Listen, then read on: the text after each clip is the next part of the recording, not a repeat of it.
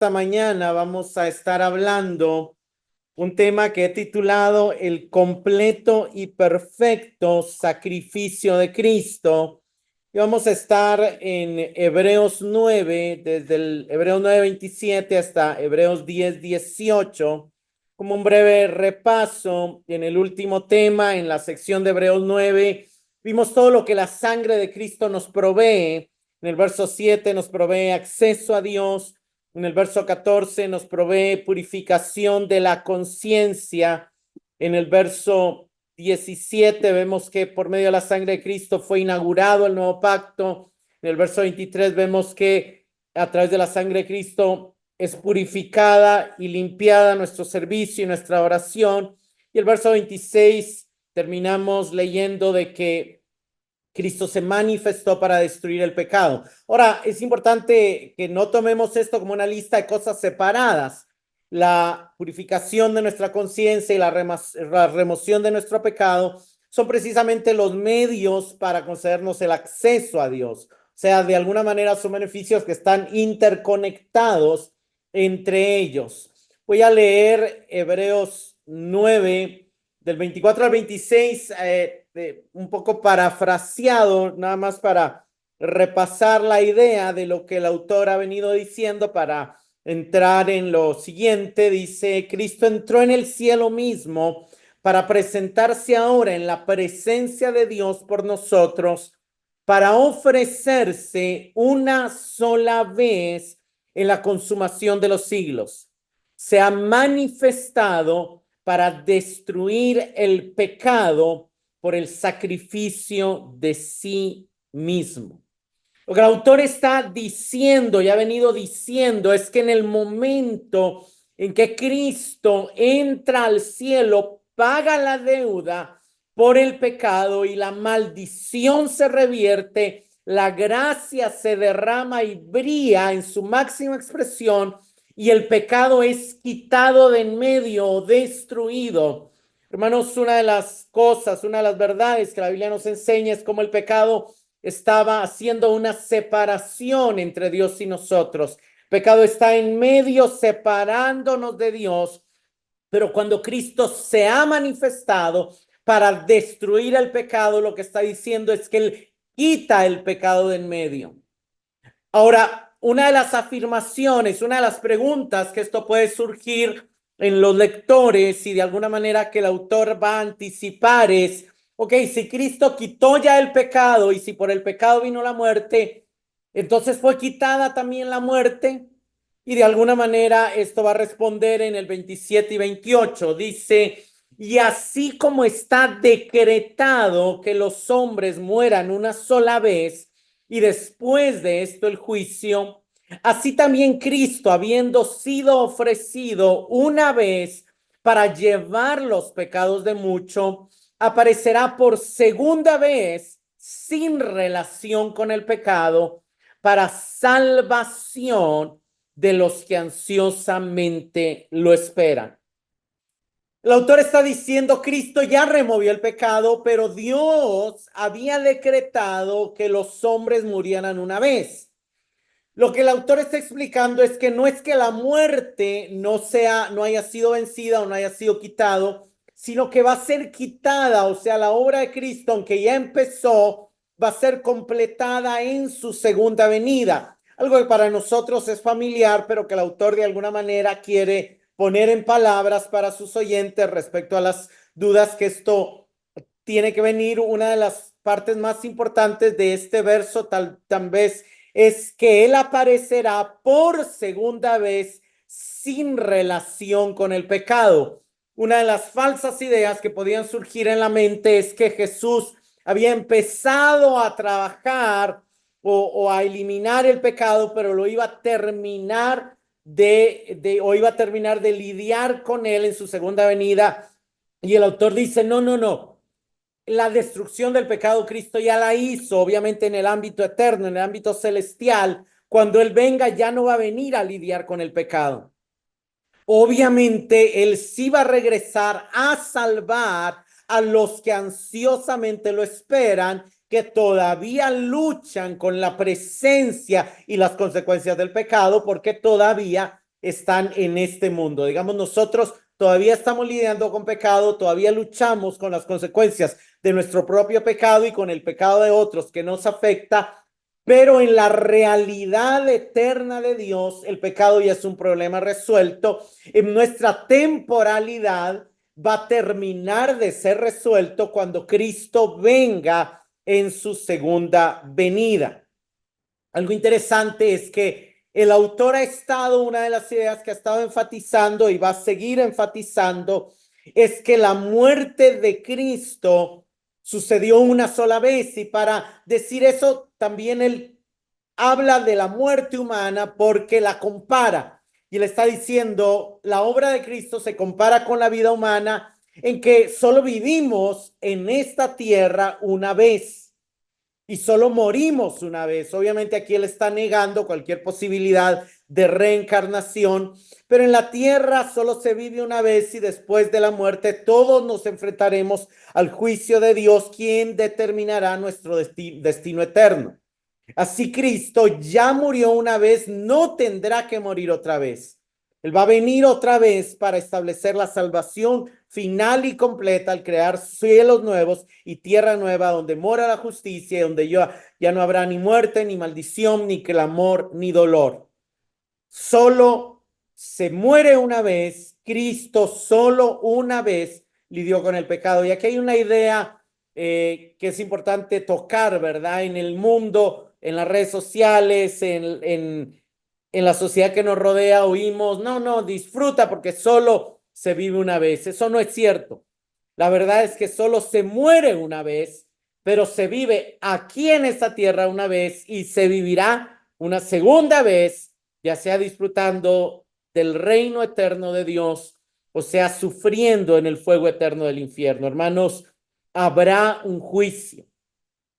Y la única etapa, la única posibilidad de ser purificados del pecado es ahora, a través de este perfecto sacrificio de Cristo, porque luego de su segunda venida, él ya no va a venir a tratar con el pecado. Eso también está diciendo, él ya no va a venir a ofrecer perdón a los pecadores. Él va a venir a traer el juicio de Dios. La oferta de perdón y el tiempo de gracia es ahora, porque él ha decretado que este tiempo es el día de gracia, el año de favor del Señor.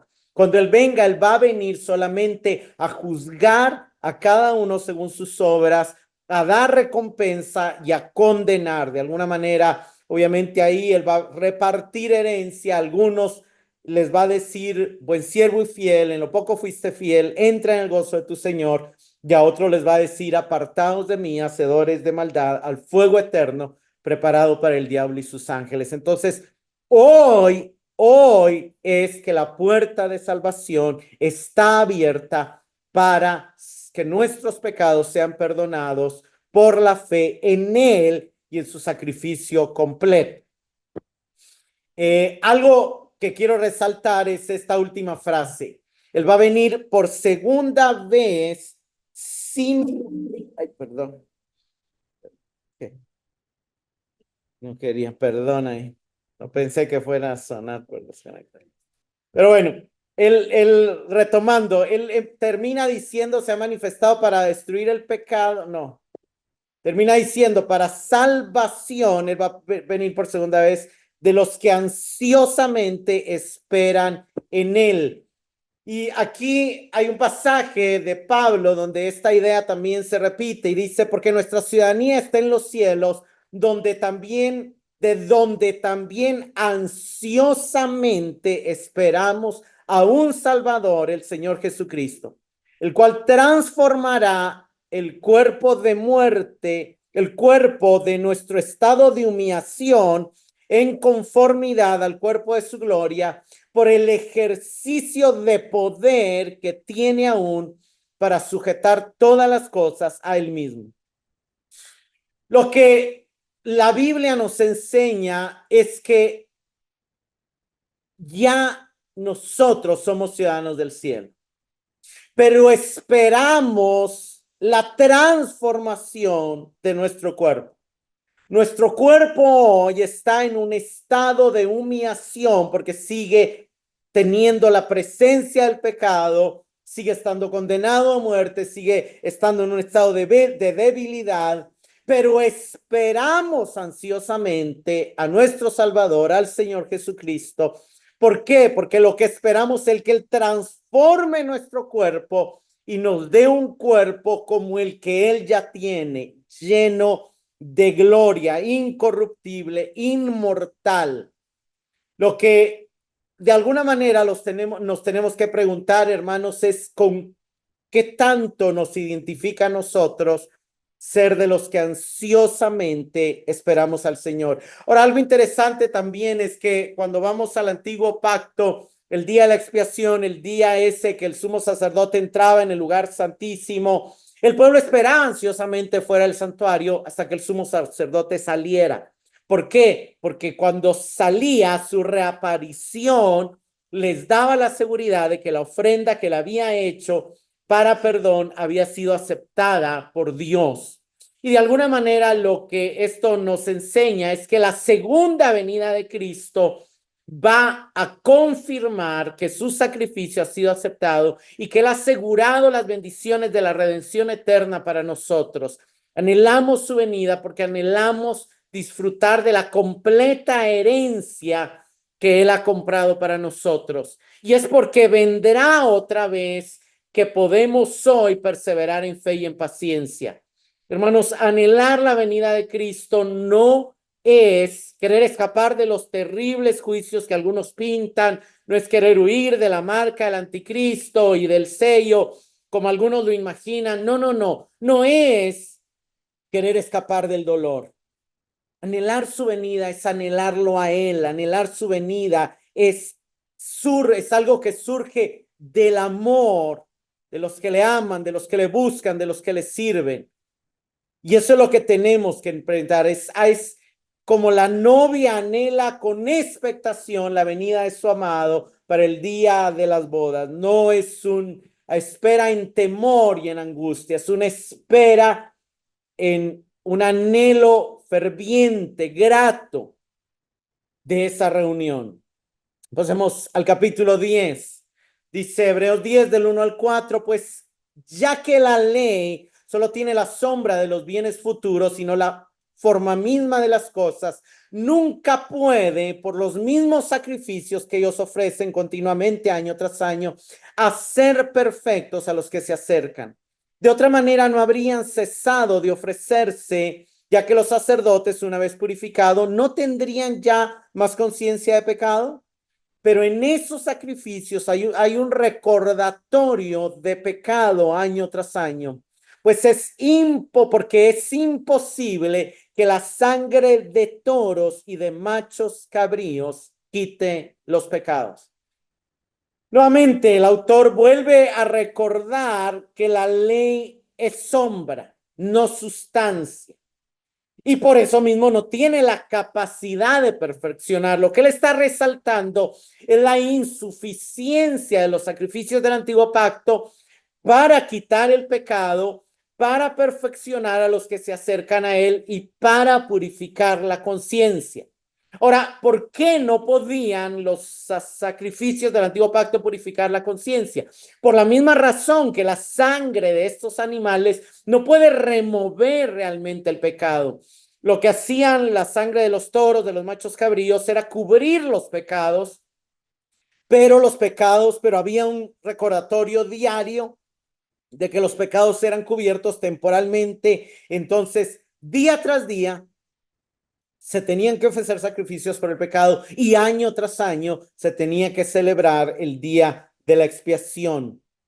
Hermanos, aún los pecados de todo el pueblo del antiguo pacto fue plenamente quitado hasta que Cristo derramó su sangre. Si la ley hubiera perfeccionado al pueblo, les habría quitado la conciencia de pecado, nos dice el autor, les habría dado una nueva identidad, una nueva mente, un nuevo corazón, pero eso no lo podía hacer el antiguo pacto. Por lo cual, verso 5, al entrar Cristo en el mundo, dice, sacrificio y ofrenda no has querido, pero un cuerpo has preparado para mí. En holocaustos y sacrificios por el pecado no te has complacido. Entonces dije, aquí estoy. Yo he venido en el rollo del libro, está escrito de mí, para hacer, oh Dios, tu voluntad. Es algo muy interesante porque aquí el autor, si usted ve muchas palabras en mayúsculas, es porque en esta traducción, cuando aparece en mayúsculas, es una cita textual del Antiguo Testamento. Y aquí el autor está citando el Salmo 40 del 6 al 8. Ahora, es muy interesante cómo el autor empieza. La autora nos acaba de mostrar que el antiguo pacto era insuficiente, era incapaz de quitar el pecado, de purificar, y entonces viene y ahora va a explicar por qué Cristo tuvo que venir, pero dice que cuando entró Cristo al mundo, obviamente ahí habla de su encarnación, ¿verdad? Cristo empieza en su niñez y en su adolescencia a leer los salmos y de alguna manera él lee el Salmo 40 y él lo toma para sí y lo hace suyo y se lo expresa al Padre. Es algo muy interesante. Y entonces Cristo le dice al Padre, tomando palabras que escribió en su contexto original el rey David, y le dice, sacrificio y ofrenda no has querido, me preparaste cuerpo. He venido para hacer tu voluntad. Muy interesante porque lo que el autor está diciendo es que cuando Cristo leyó este salmo, él entendió que se cumplía en él y entendió el llamado del Padre a entregar su vida. Obviamente sucedió lo mismo cuando leyó Isaías desde el 50 al 55, donde está toda la obra del siervo, bueno, desde el 49, y de alguna manera ve cómo la voluntad de Dios para él es entregar su vida. Ahora, este salmo también refleja una verdad que Cristo está citando y que el autor también está citando para explicar por qué el nuevo pacto era necesario. Y la verdad que expresa es que Dios valora más la obediencia de corazón que los sacrificios en sí mismo y que los sacrificios no le agradan cuando no corresponden a un deseo de obedecer su voluntad. Hermanos, Dios sí instituyó el sistema de sacrificios, pero lo que el Señor buscaba cuando instituyó el sistema de sacrificios era facilitar, usar los sacrificios como un medio para ayudar a comprender al pueblo de Dios que el pecado costaba la muerte. O sea, usted, si usted hubiera sido un israelita que hubiera vivido hace 3000 años, usted generalmente hubiera criado ovejas y corderitos, y entonces usted se hubiera encariñado con un corderito, y cuando usted pecaba, usted tenía que tomar ese corderito, llevarlo al santuario, usted mismo matarlo con la conciencia de que usted merecía la muerte y que Dios le estaba permitiendo a ese animal morir para que usted siguiera viviendo. Hoy ya nadie tiene corderitos, pero muchos aman a sus mascotas.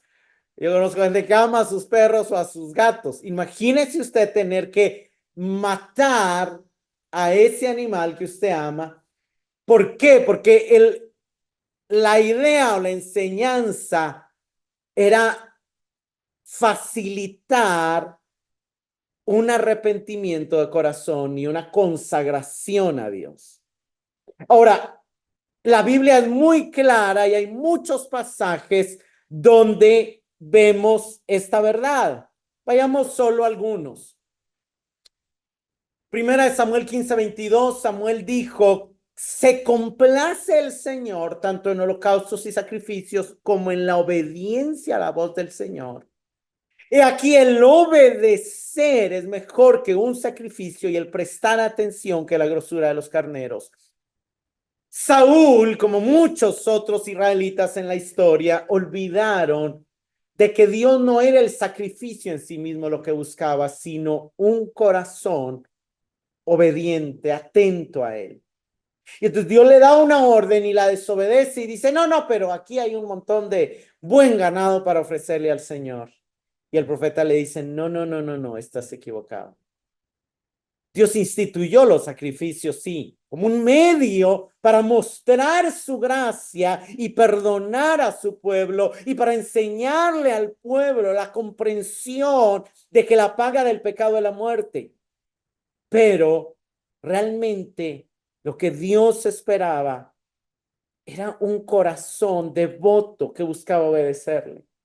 O sea, 6:6 también, el profeta le habla al pueblo de Dios y le dice, porque me deleito más en la lealtad que en el sacrificio y más en el conocimiento de Dios que en los holocaustos. No es que a Dios no le agradara el sacrificio, pero solamente era aceptable cuando iba acompañado de lealtad y el holocausto solamente era aceptable cuando era desde el entendimiento de la santidad de Dios. Hay bastantes otros pasajes, por ejemplo, el profeta Isaías, capítulo 1, del 11 al 15. La idea del texto es, ¿de qué me sirve que presenten tantos sacrificios cuando están viviendo en pecado?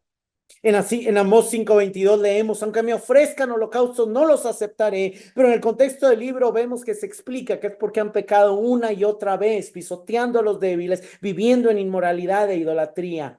Miqueas 6:7 y 8 dice, ¿acaso se agrada el Señor de millares de carneros cuando Él te ha declarado lo que pide de ti, practicar la justicia, amar la misericordia y andar humildemente ante tu Dios? Los sacrificios eran un medio para promover la justicia, para promover la humildad, no para sustituirla. Y de alguna manera tenemos que entender que nuestras reuniones, nuestros cultos, nuestros momentos de lectura, nuestros momentos de oración, es lo mismo, no sustituyen lo que Dios espera de nosotros. Son medios para facilitar nuestra entrega a Dios. Pero corren el riesgo de pasar a ser rituales, ritos, tradiciones vacíos que no agradan a Dios, así como los sacrificios. Hermanos, si algo enseña claro este pasaje es que para Dios no se puede separar adoración de justicia.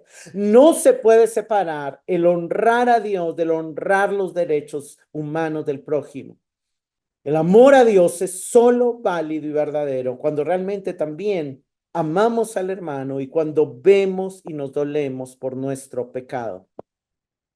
Por eso Cristo dice, sacrificios y ofrendas no quisiste. No es que nunca los quiso, es que no era lo que buscaba. Me preparaste cuerpo, he venido para hacer tu voluntad. Y el autor quiere que esta idea nos quede clara y la repite. Del verso 8 al 10 de Hebreos 10 sigue diciendo primero sacrificio y ofrenda y holocaustos y expiaciones por el pecado, no quisiste ni te agradaron, las cuales se ofrecen según la ley. Lo primero es que el autor está enfatizando el rechazo divino de los sacrificios vacíos. Está aclarando con una nota ahí que sí, fueron establecidos por la ley de forma temporal como una sombra, pero luego afirma la creación de un nuevo fundamento para la consagración de los adoradores al servicio de Dios. Verso 9, y diciendo luego, he aquí vengo, oh Dios, para hacer tu voluntad. Quita lo primero para establecer lo último. En esta voluntad somos santificados mediante la ofrenda del cuerpo de Jesucristo hecha una vez para siempre. El autor está viendo cómo Jesús se encarna y hace suyo el Salmo 40 y cómo Jesús entiende que el sistema de sacrificios fue impuesto de manera temporal, pero que se iba a sustituir. Así como el nuevo pacto, el primer pacto fue puesto para ser sustituido por el nuevo pacto, también el Estal sigue construyendo la misma idea y dice, lo mismo pasa con los sacrificios. Dios los instituyó de manera temporal, pero llegaron a ser vacíos y Dios los rechazó. Y entonces vengo para hacer tu voluntad. Lo que está diciendo es el anhelo del corazón de Dios es que su pueblo haga su voluntad. Ahora, la nota del verso 9 es algo muy importante. Quita lo primero para establecer esto último. Lo primero incluye obviamente el primer pacto, lo primero incluye obviamente el primer tabernáculo y lo primero también se refiere en el contexto inmediato a los primeros sacrificios que incluían ofrendas, holocaustos y expiaciones. Para establecer lo último en el contexto de la carta, eso último es lo mejor y superior. Hermanos, Cristo vino a quitar el primer pacto para establecer el nuevo pacto. Cristo vino a quitar la centralidad del primer tabernáculo para establecer el nuevo y verdadero tabernáculo que es la iglesia. Pero Cristo también vino a quitar el sistema de adoración basado en sacrificios del primer culto para establecer la verdadera y mejor adoración que consiste en hacer la voluntad de Dios. Tiene que ocurrir la supresión de lo primero para que lo nuevo sea establecido. Y el autor quiere dejarnos claro que no volvamos a lo primero. Y hermanos, no volver a lo primero no es solo no volver a sacrificios. Es también no volver a que nuestra relación con Dios dependa del cumplimiento de ritos o tradiciones. Las tradiciones son buenas, son necesarias.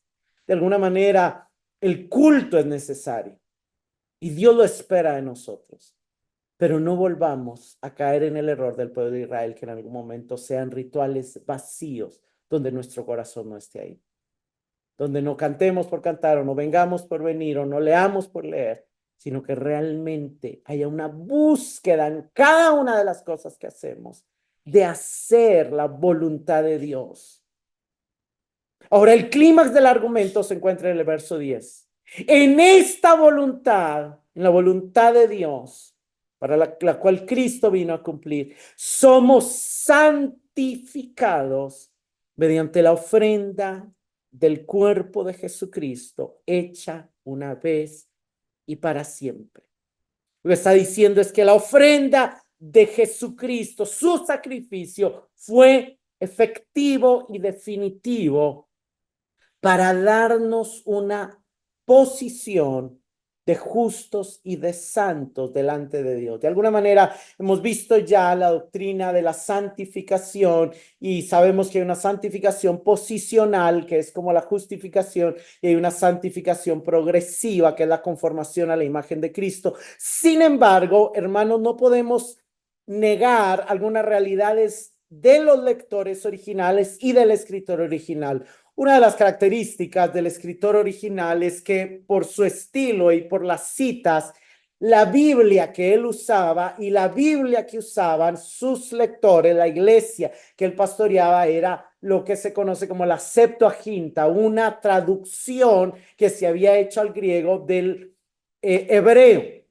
Entonces él usa la Septuaginta y a veces para entender algunos de los términos que él usa es importante ir a la Septuaginta. De alguna manera yo me imagino al predicador, al autor de esta carta y también a los lectores meditando mucho y dándole vuelta a los textos. Obviamente por todo lo que él ha venido en la carta, yo me imagino que si los creyentes eran como los de Berea, habían ido a los rollos, pero no tenían acceso a los rollos de hebreo y muchos de ellos no sabían hebreo porque habían crecido en una cultura griega y entonces iban a ir a la Septuaginta. Y la Septuaginta, hay dos pasajes interesantes que vamos a ver donde aparece esta palabra hebrea cuando dice, por esta voluntad somos santificados.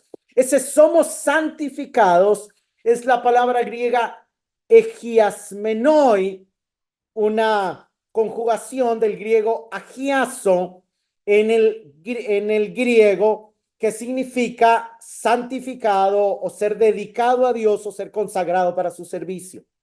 Esta palabra aparece en Éxodo cuando Dios llama a los sacerdotes. En Éxodo 28:41 leemos, y con ellos vestirás a Aarón tu hermano y a sus hijos con él y los ungirás y los consagrarás y santificarás para que sean mis sacerdotes. O sea, encontrar esta palabra en la carta del autor les iba a los lectores recordar este pasaje de la Septuaginta. ¿Sí me siguen? Es como los que crecimos, los que tenemos ya algunos años Y cuando éramos adolescentes, yo no sé si algunos de ustedes se recuerdan, pero todas las Biblias que cualquiera tenía eran Reina Valera 60. Entonces alguien citaba y se memorizaba, uno se memorizaba Reina Valera 60. Entonces, si usted oía algo, lo iba a relacionar con la traducción de la Reina Valera 60. Es lo mismo que está pasando aquí. Éxodo 29, 43 al 45 dice, ahí me reuniré con los hijos de Israel, el lugar será santificado con mi gloria y santificaré el tabernáculo de reunión y el altar santificaré a sí mismo a Aarón y a sus hijos para que sean mis sacerdotes y habitaré entre los hijos de Israel y seré su Dios. Vean que después de santificar, aparece tanto en Éxodo 28, 41 como en Éxodo 29, 44, para que sean mis sacerdotes. Y yo creo que una de las cosas que el autor quería decirles a sus lectores y nos quiere decir a nosotros es que mediante la ofrenda de Jesucristo somos santificados para ser sus sacerdotes. Y eso es parte para mí del mensaje. Voy a seguir. Verso 11. ¿Por qué? Porque él sigue hablando del sacerdocio y entonces inmediatamente vean lo que dice, verso 11. Ciertamente todo sacerdote, el que había sido santificado en el antiguo pacto para servir, y regresa obviamente a citar eso. Ciertamente todo sacerdote está de pie día tras día, ministrando y ofreciendo muchas veces los mismos sacrificios que nunca pueden quitar los pecados. Pero Cristo, habiendo ofrecido un solo sacrificio por los pecados para siempre, se sentó a la diestra de Dios, esperando ya de ahí en adelante hasta que sus enemigos sean puestos por estrado de sus pies. Porque por una ofrenda, Él ha hecho perfectos para siempre a los que son santificados. Regresemos. Él acaba de hablar de cómo Cristo quitó lo primero para establecer lo segundo, quitó los sacrificios para establecer una adoración que se base en hacer la voluntad de Dios. Luego recuerda, es como construyendo. Él nos hizo sacerdotes, nos santificó para que seamos sus sacerdotes, pero no del mismo tipo de los sacerdotes del antiguo pacto, porque ellos están solo sacrificando sin poder quitar los pecados. Cristo ya quitó los pecados y se sentó a la diestra de Dios, pero no eliminó el sacerdocio. Por una ofrenda, Él nos hizo perfectos. Voy a ir nuevamente a la Septuaginta para explicar, porque este pasaje es un pasaje que si lo leemos con la lógica del español puede ser muy difícil y de alguna manera obviamente los eruditos tienen cualquier manera de interpretarlos, pero de alguna manera hay que entender que el término perfecto, a como este autor usa, no es lo que para nosotros normalmente la palabra significa, porque ninguno de nosotros aquí ya no tiene fallas, ya no comete errores, ya no peca, o sea, todos seguimos teniendo una batalla. Ahora, es interesante que aquí el autor vuelve a citar el Salmo 110 y de alguna manera está contrastando de alguna manera la ineficacia y el cansancio de ser sacerdote en el nuevo pacto con la realidad de que Cristo ya está sentado, de que hay un reposo que contrasta con el cansancio y la incomparable labor de los sacerdotes levitas. Hay una cercanía a Dios y hay una expectativa en que el Padre termine de poner a sus enemigos bajo el estrado de sus pies. Pero con respecto a la ofrenda de su cuerpo, lo que el autor está tratando de decir es que Cristo consagró una nueva orden sacerdotal y para mí la palabra hechos perfectos debemos de entenderla como nos perfeccionó cuando nos consagró. ¿Por qué? Porque nuevamente este término en el griego, perfeccionar, es la palabra griega tetelekioken, que se traduce obviamente a perfeccionar, completar, acabar, lograr, madurar, hacer completo y sin defecto. Pero el autor la ha estado usando de una manera diferente. ¿Por qué? Porque hay un pasaje, el pasaje de Hebreos 29, que la usa como consagración, como habilitación.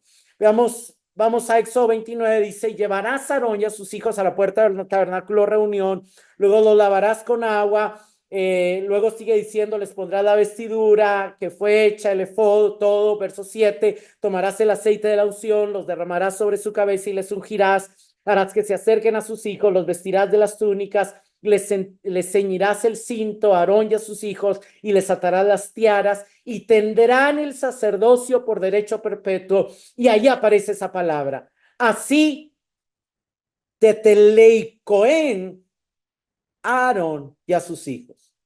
De alguna manera, en la Septuaginta dice, y así perfeccionarás, aunque las traducciones lo traducen consagrarás.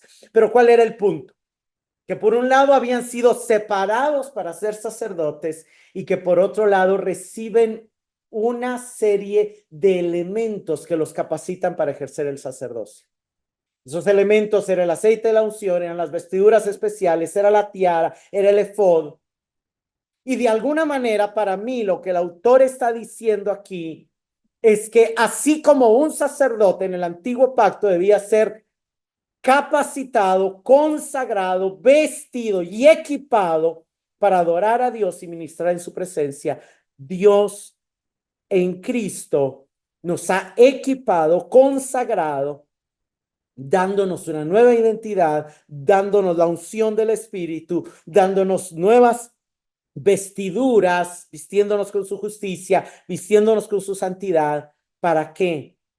Para que podamos oficiar como sacerdotes, para que podamos acercarnos a Dios, para que podamos ser sacerdotes. Quiero nada más volver a mostrar que el autor ha usado el término perfecto, también perfeccionar, aplicado para Cristo, como estar capacitado, preparado. Cristo no tuvo ninguna imperfección nunca. Pero vean Hebreos 2:10, porque convenía que aquel para quien son todas las cosas y por quien son todas las cosas, llevando muchos hijos a la gloria, hiciera perfecto, perfeccionara por medio de los padecimientos al autor de la salvación de ellos. Cristo nunca fue imperfecto, pero para poder comprendernos y para poder representarnos, tuvo que sufrir como nosotros sufrimos, para poder compadecerse de nosotros. Eso, por así decirlo, lo capacitó. Por eso para mí tenemos que entender esta palabra perfecto como capacitado, no como libre de imperfecciones. Hebreos 5, 8 y 9 dice lo mismo. Y aunque era hijo, por lo que padeció, aprendió obediencia y ha habido siendo perfeccionado.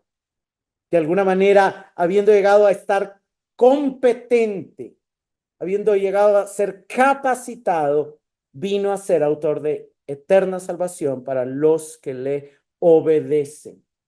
Hermanos, de alguna manera, no podemos negar que hay una santidad, perfección en la nueva vida que tenemos.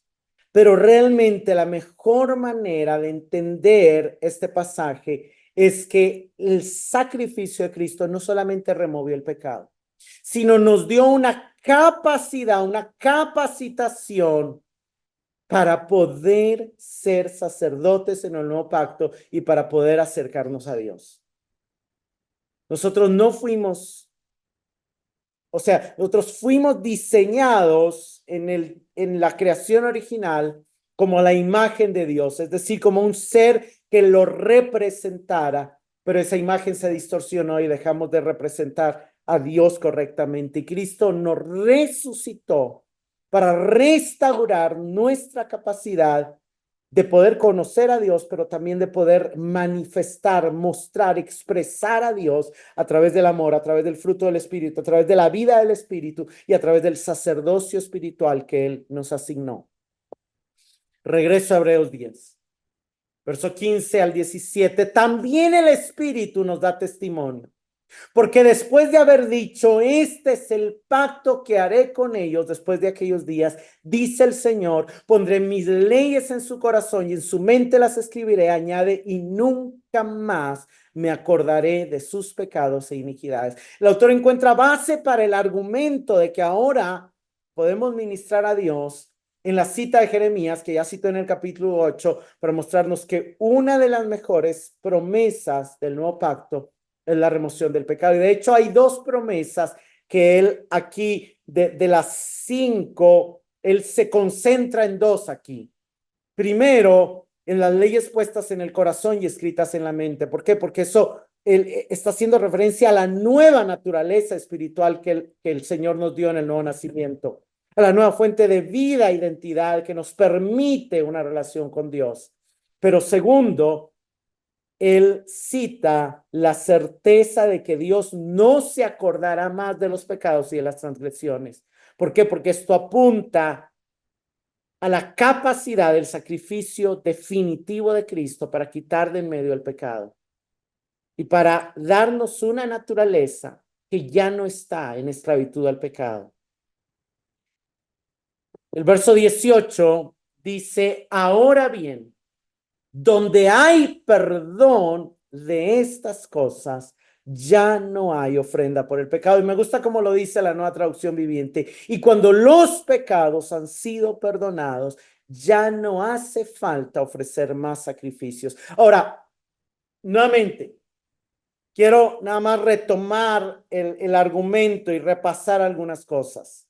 El autor está hablando de la efectividad y perfección del sacrificio de Cristo, primero para remover el pecado, pero luego para santificarnos y capacitarnos. De alguna manera para separarnos para el servicio a Dios y habilitarnos para fungir, para funcionar como sacerdotes. Pero no creamos que nuestro sacerdocio tenemos que ejercerlo para buscar perdón por el pecado. No, no, no, no, no. Ya el perdón por el pecado fue pagado con Cristo. Ya los pecados no son un obstáculo para la relación con Dios. Ya nuestro sacerdocio no tiene que ver con ofrecer ofrenda por el pecado. No tiene que ver con hacer cosas para ser perdonados. Ni se enfoca en penitencias. Y de alguna manera ahí tenemos que, y quiero regresar aquí a un poco el tema del sacerdocio y el tema de la adoración a Dios. Porque realmente lo que el autor para mí está diciéndonos es que Dios nos consagró para adorarle, pero nuestra adoración ya no consiste en buscar un perdón que Cristo ya ganó. El autor ha estado recordándonos que los pecados ya no son un obstáculo porque la sangre de Cristo los quitó, purificó nuestra conciencia, nos consagró como sacerdotes, nos capacitó para ejercer dicho sacerdocio. ¿Por qué es tan importante creer estas verdades? ¿Por qué es tan importante limpiar nuestra conciencia? Hermanos, porque solo una conciencia limpia nos permite afrontar la muerte sin temor, con la certeza de que nuestro pecado ya no será recordado el día del juicio. Porque solo una conciencia limpia nos permite acercarnos con confianza a Dios. Porque solo una conciencia limpia nos ayuda a vernos como gente que ha sido capacitada por Dios para caminar en su voluntad. La conciencia limpia tiene también que ver con que ahora soy consciente de que tengo un llamamiento celestial y tengo una función que cumplir. Una de las preguntas que es importante retomar solo para repasar y quizá aclarar algunos conceptos, es recordar por qué liberó Dios a Israel. Yo sé que respuestas vienen a su mente, pero algunos quizá responderían para que dejaran de ser esclavos, para cumplir su promesa a Abraham. Pero leamos una de las cosas que dice, de hecho lo dice varias veces, pero solamente por el tiempo tomé un pasaje, dice Éxodo 6:6-7, dice, por tanto, diles a los israelitas, yo el Señor, yo soy el Señor y los sacaré debajo de la casa de los egipcios, los libraré de su esclavitud y los redimiré con brazo extendido y con grandes juicios. Los tomaré a ustedes por pueblo mío y yo seré su Dios. Sabrán que yo soy el Señor, su Dios. ¿Para qué los iba a sacar de Egipto? Para que lo conocieran como su Dios. Como el Dios que los sacó debajo de las cargas de los egipcios. Deuteronomio 4, 34, 35. ¿O ha intentado Dios alguno tomar para sí una nación de en medio de otra nación con pruebas y señales y maravillas, con guerra y mano fuerte, brazo extendido, hechos aterradores, como el Señor tu Dios hizo por ti en Egipto delante de sus ojos? A ti te fue mostrado para que supieras que el Señor, Él es Dios y no hay otro fuera de Él. La primera razón por la que Dios sacó a Israel de Egipto era para que lo conocieran. Pero hay otra razón que se repite también. El Señor, dile, el Señor, el Dios de los hebreos, me ha enviado a ti diciendo, deja ir a mi pueblo para que me sirva en el desierto.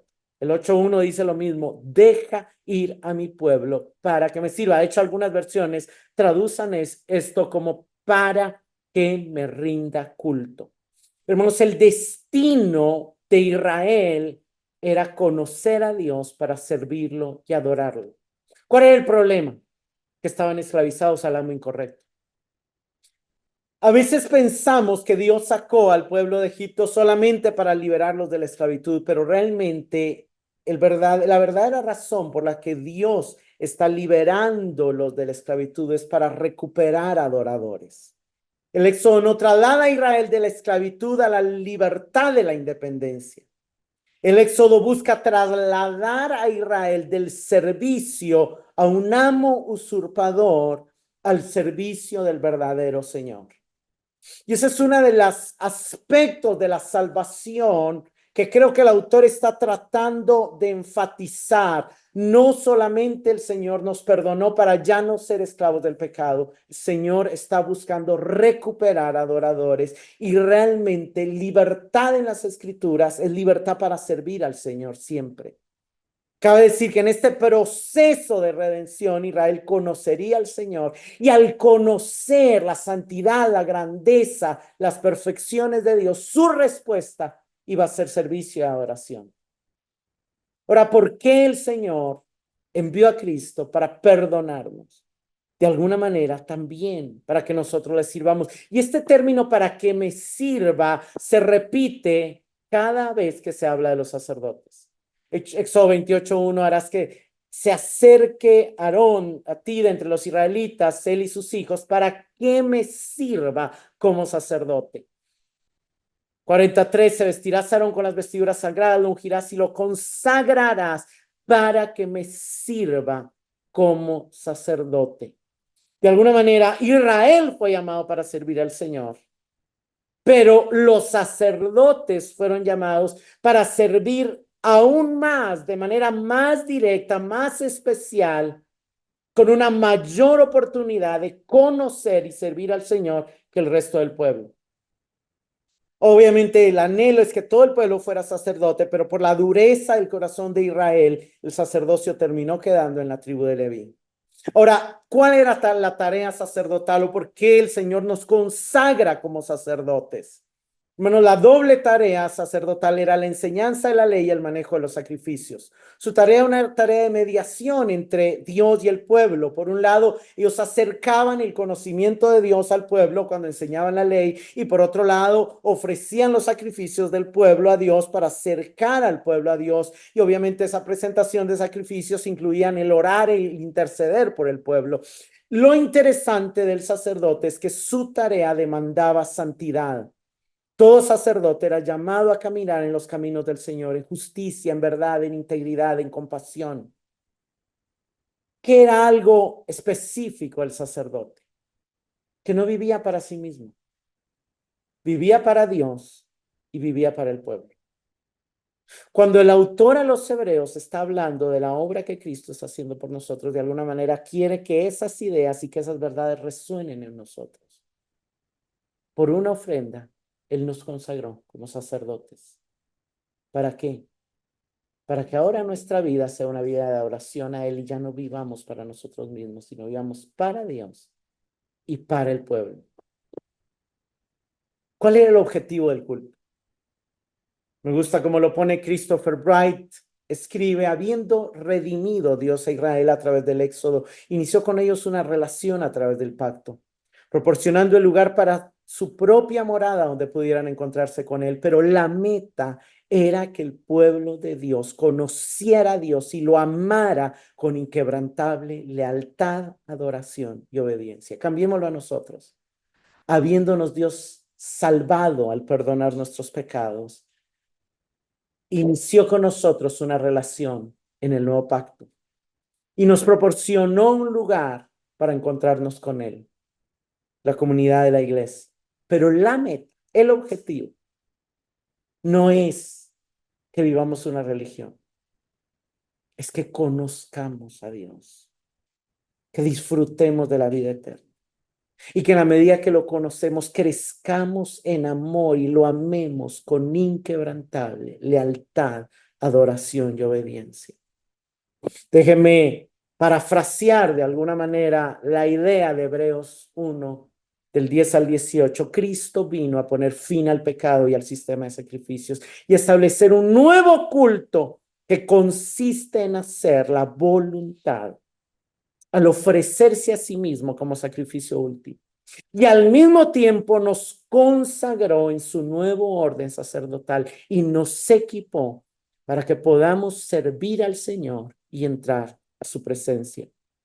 ¿Cuál es nuestro llamado entonces, hermanos? Hermanos, nuestro llamado es ser sacerdotes, ser mediadores entre Dios y el resto de la humanidad.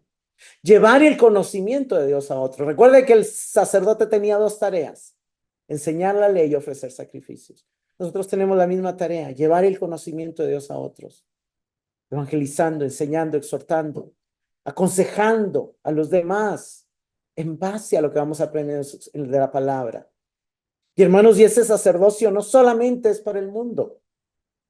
Yo aquí soy sacerdote, de alguna manera sirvo a ustedes, pero también ustedes son sacerdotes entre ustedes mismos. O sea, todos somos sacerdotes entre nosotros mismos. Quizá un esposo más directamente de su esposa y sus hijos, y la esposa quizá más directamente de su esposo y de sus hijos.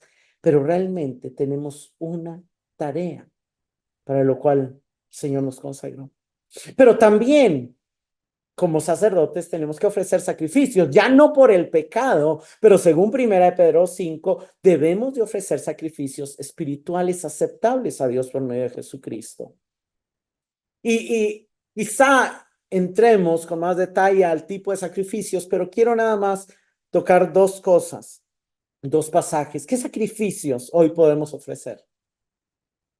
Ya no sacrificios por el pecado, el texto lo deja claro. Pero Romanos 12:1 nos dice: por tanto, hermanos, les ruego que por las misericordias de Dios, que presenten sus cuerpos como sacrificio vivo y santo, aceptable a Dios, que es el culto racional de ustedes. Ya no hay más ofrenda por el pecado, pero aquí Pablo nos llama a ofrecernos a nosotros mismos. ¿Qué es ofrecernos a nosotros mismos? Hermanos, es ofrecer nuestros anhelos, ofrecer nuestras metas, ofrecer nuestros planes, ofrecer nuestras intenciones, para que se alineen a la vida, a la santidad y a la voluntad de Dios. Eso es una de las cosas para las cuales Cristo murió por nosotros, para consagrarnos como sacerdotes, para que nos ofrezcamos a nosotros mismos a Dios. Hebreos 13, el 15 al 16, da otro tipo de sacerdocio. Dice: por tanto, ofrezcamos continuamente mediante él sacrificio de alabanza a Dios. Es decir, el fruto de labios que confiesan su nombre y no se olviden de hacer el bien y de la ayuda mutua, porque de tales sacrificios se agrada a Dios. El autor está diciendo que también nuestra alabanza y nuestras expresiones de amor hacia otros son parte de nuestra tarea sacerdotal. Fuimos consagrados y equipados por Cristo para ser sacerdotes. Ya no somos llamados a vivir para nosotros mismos, somos llamados a vivir para Dios y a vivir para otros. Y parte de lo que esa vida requiere de nosotros es que nos ofrezcamos a Dios de manera personal, que le ofrezcamos alabanza con nuestros labios y que ofrezcamos amor hacia otros. a través de actos de bien y de ayuda, para considerar con cuánto anhelo esperamos su segunda venida y cómo afecta nuestra manera de vivir el esperarlo. Hermanos, cuando una novia está esperando a su amado, ella todo lo que hace, cualquier llamada, cualquier compromiso, tiene en mente la espera, tiene en mente la espera. Afecta su manera de vivir. ¿Por qué? Porque sabe que puede llegar en cualquier momento y no quiere ser hallada de una manera vergonzosa. Hay un pasaje que dice que cuidemos nuestra manera de vivir para que cuando Él venga no seamos avergonzados. Otro pasaje dice, no seamos hallados desnudos, sino vestidos. El saber que Cristo va a regresar debe de influir en nuestra manera de vivir. Ahora, otra pregunta, ¿notas que Cristo no solo quitó el sistema de sacrificios, sino que estableció una nueva regla? El hacer la voluntad de Dios. ¿Con qué tanta pasión vives por hacer la voluntad de Dios? A veces hemos crecido, yo creo de que es buena de alguna manera las tradiciones que fomentan los hábitos piadosos, los medios de oración, las acciones santas, pero realmente tenemos que hacer las cosas porque estamos convencidos que Dios nos está guiando, que es su voluntad, más que porque hay que cumplir. Obviamente, su voluntad es nuestra santificación. Obviamente, su voluntad es que le amemos, llamemos a los demás, pero debe haber una pasión en nosotros por hacer su voluntad, por obedecerle, por vivir rendidos y en obediencia a Él. Te das cuenta que el objetivo del sacrificio era purificarte para luego consagrarte y equiparte para el servicio a Dios como sacerdote del nuevo pacto. Vives dedicado a su servicio, te ves a ti mismo como sacerdote. Es parte de tu nueva conciencia el saber que fuiste separado para Dios, que fuiste vestido con su justicia, ungido con su espíritu y que tienes una tarea que cumplir, el entrar a su presencia para interceder por otros y el entrar a su presencia para conocerle más y para luego llevar a otros ese conocimiento de Dios. Señor, te damos gracias por tan glorioso llamado que nos has hecho. Te damos gracias por tu sacrificio pleno, completo y efectivo. Te pedimos, Señor, que podamos comprender que tú nos separaste para ti y nos capacitaste y habilitaste para servirte como sacerdotes del nuevo pacto. Que podamos comprender, Señor, que fuimos hechos sacerdotes para Dios y que podamos ya no vivir para nosotros mismos, sino para ti y para tu pueblo. Haz arder una mayor pasión en nosotros por hacer tu voluntad, por conocerte y obedecerte, por ser los adoradores que te adoren en espíritu y en verdad, esos que tú buscas, que seamos hallados entre esos adoradores que tú buscas. Te lo suplicamos, Señor.